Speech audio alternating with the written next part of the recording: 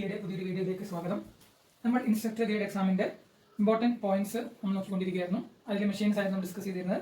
അതിൽ അടുത്ത മെഷീനാണ് നമ്മുടെ സിങ്ക്രണസ് മോട്ടർ. നേരത്തെ ക്ലാസ്സിൽ ആരും കണ്ടു എന്ന് വിചാരിക്കുകയാണ്.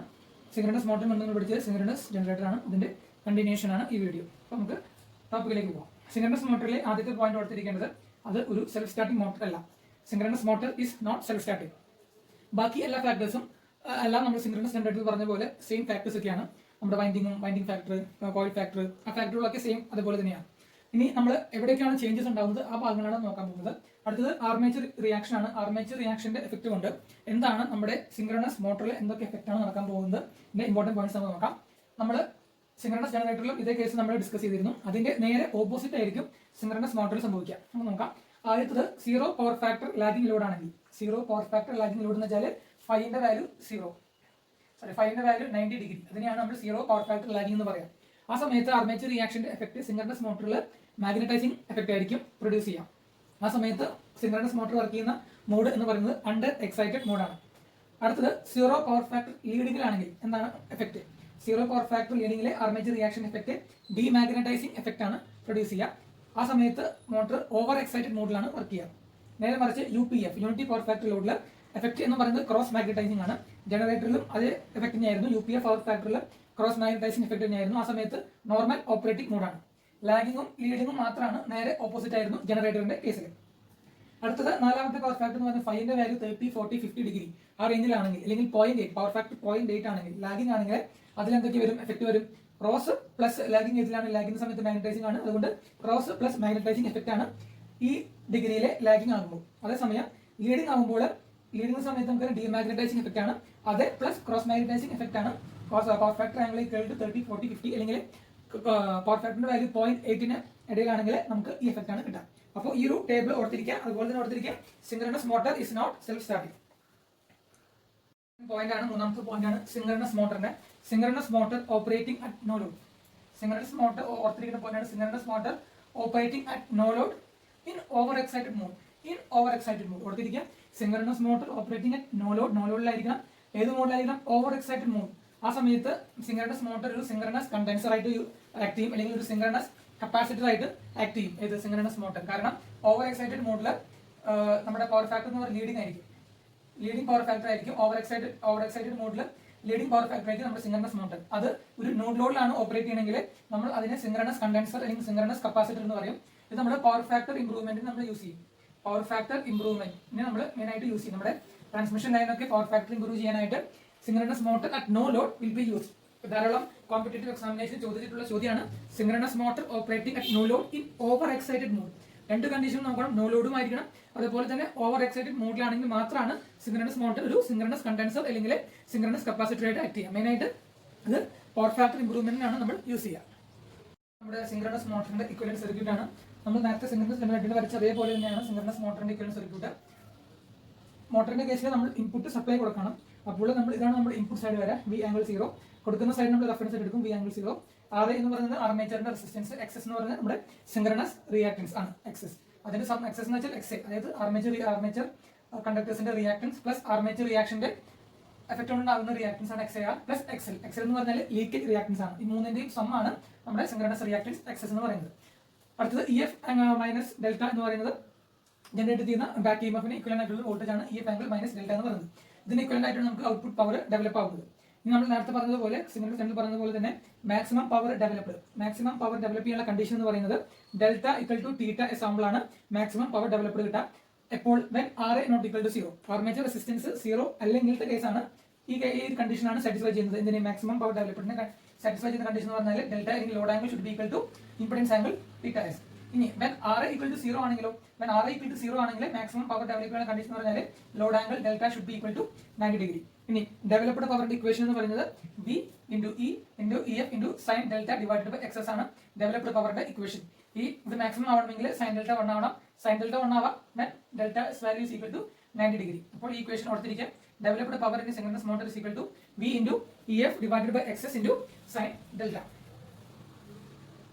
ഇമ്പോർട്ടന്റ് പോയിന്റ് ഓർത്തിരിക്കേണ്ടത് റിയാക്റ്റീവ് പവർ ഇൻപുട്ട് ആണ്. നമ്മൾ ജനറേറ്ററിന്റെ കേസിൽ റിയാക്റ്റീവ് പവർ ഔട്ട്പുട്ടിന്റെ വേരിയേഷൻ നമ്മൾ പഠിച്ചു.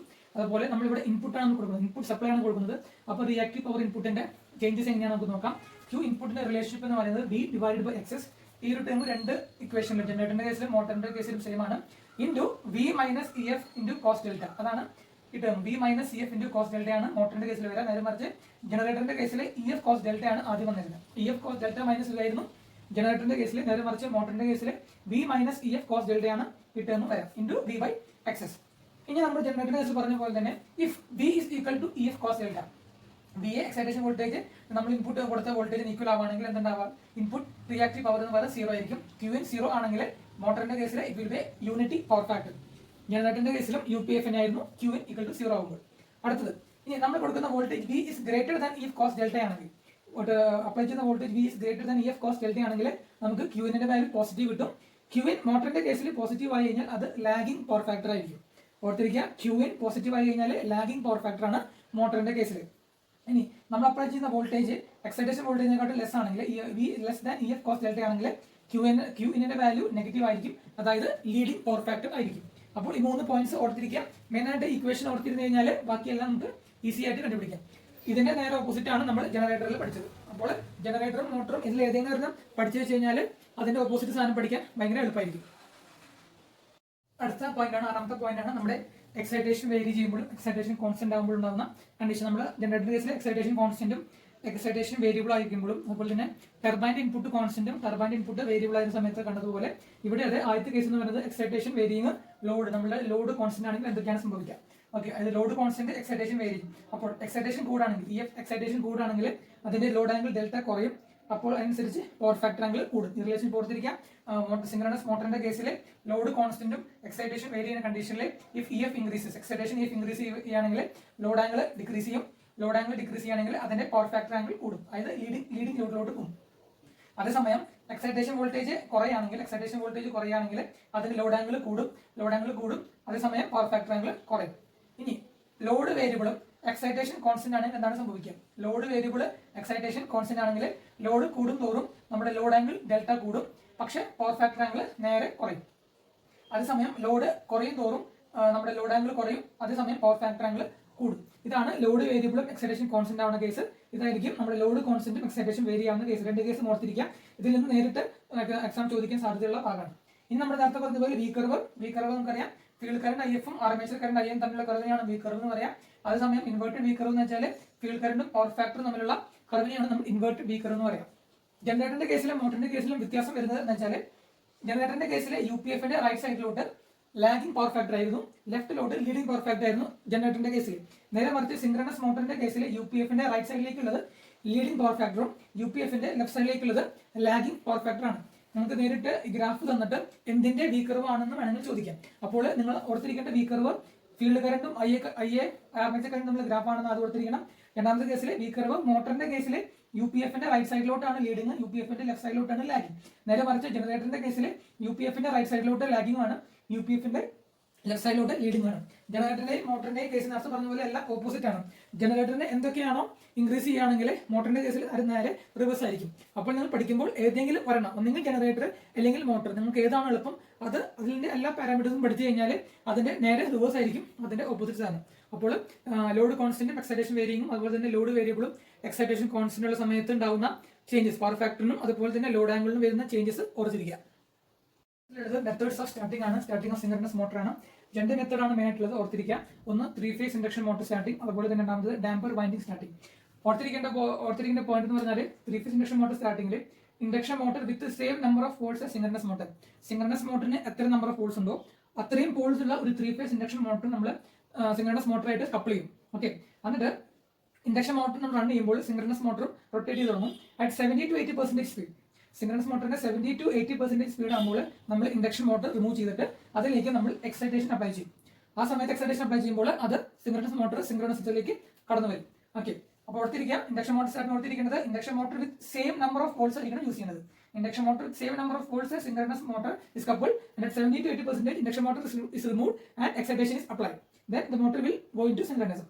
ഇനി അടുത്ത സ്റ്റാർട്ടിംഗ് എന്ന് പറയുന്നത് ഡാമ്പർ വൈൻഡിംഗ് സ്റ്റാർട്ടിംഗ് ആണ്. ഡാമ്പർ വൈൻഡിങ്സ് മെയിൻ ആയിട്ട് നമ്മൾ പോൾ ഫേസസിലാണ് നമ്മൾ പ്ലേസ് ചെയ്യുക.